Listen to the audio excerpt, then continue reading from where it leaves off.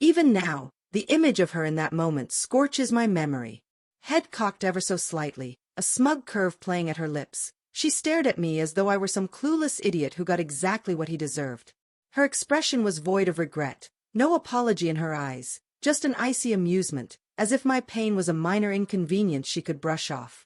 Her name was Marissa. We had spent 4 years building something I thought was real.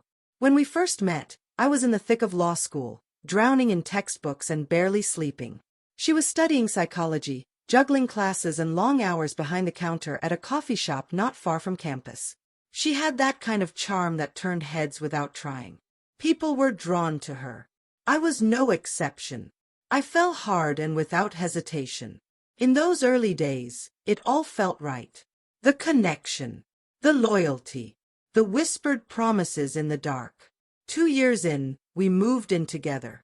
For her birthday that year, I gave her a golden retriever puppy. She named him Milo. She cried when I handed him over, held him close like he was the most meaningful gift she'd ever received. I took that as proof of love. I couldn't have been more wrong. As time passed, something shifted. She became withdrawn, short-tempered, constantly blaming stress from school and work. I tried to be understanding, even when small red flags began waving. Her phone was always in her hand, always locked, codes I no longer knew. She clutched it like it contained her entire identity. Still, I refused to snoop or accuse. I chose to believe in her. She used that belief to destroy me. It all fell apart on a Friday night. I got home earlier than usual, thinking I'd surprise her. Maybe grab food from that Thai spot she loved and finally enjoy a night together. But the apartment was quiet. Empty. Milo paced nervously. No text. No call. Midnight passed. Still nothing. I tried her phone. No answer. At exactly 2:14 a.m., I heard the deadbolt click. She walked in wearing a tight black dress, heels dangling from one hand, lipstick smudged, not from tears, but from hours pressed against someone else. She froze briefly when she saw me sitting there. But not out of shame. Not even discomfort. Then she laughed. Light, breathy. You're still up? Didn't think it'd matter to you. I asked where she'd been. She rolled her eyes. Her tone was flat, dripping with boredom. Out. What? You want a full report? I didn't say anything. I just stood still, letting the silence stretch until it stung.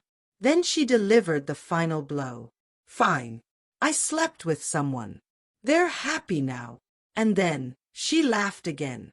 Laughed. As if breaking me was the punchline to some private joke. Something shifted inside me in that moment. Not rage. Not sadness. Just a clean, sharp clarity. I didn't yell. Didn't curse. I stood up, grabbed my keys, and walked out. I drove around for a while, eventually landing in a booth at an all-night diner just down the road.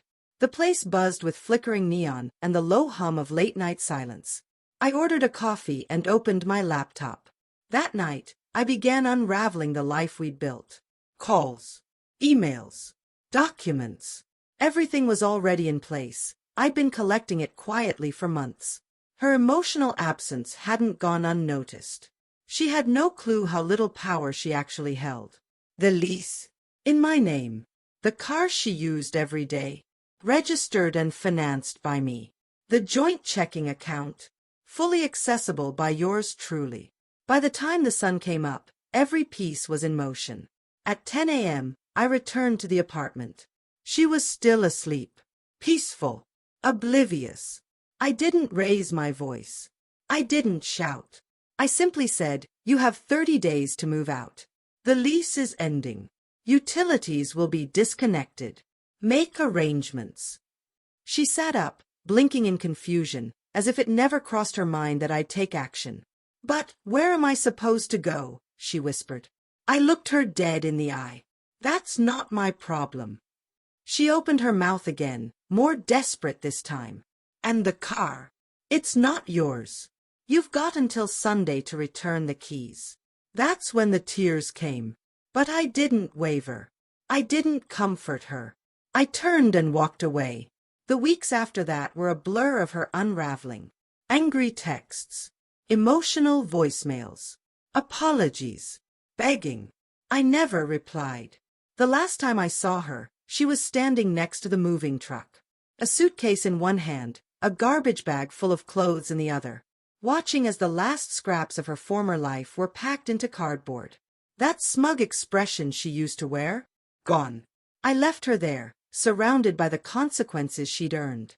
Let whoever she betrayed me with deal with the mess she left behind. I've moved forward. But I'll always remember the way she laughed when she shattered me. That was the moment I stopped loving her and started taking my life back.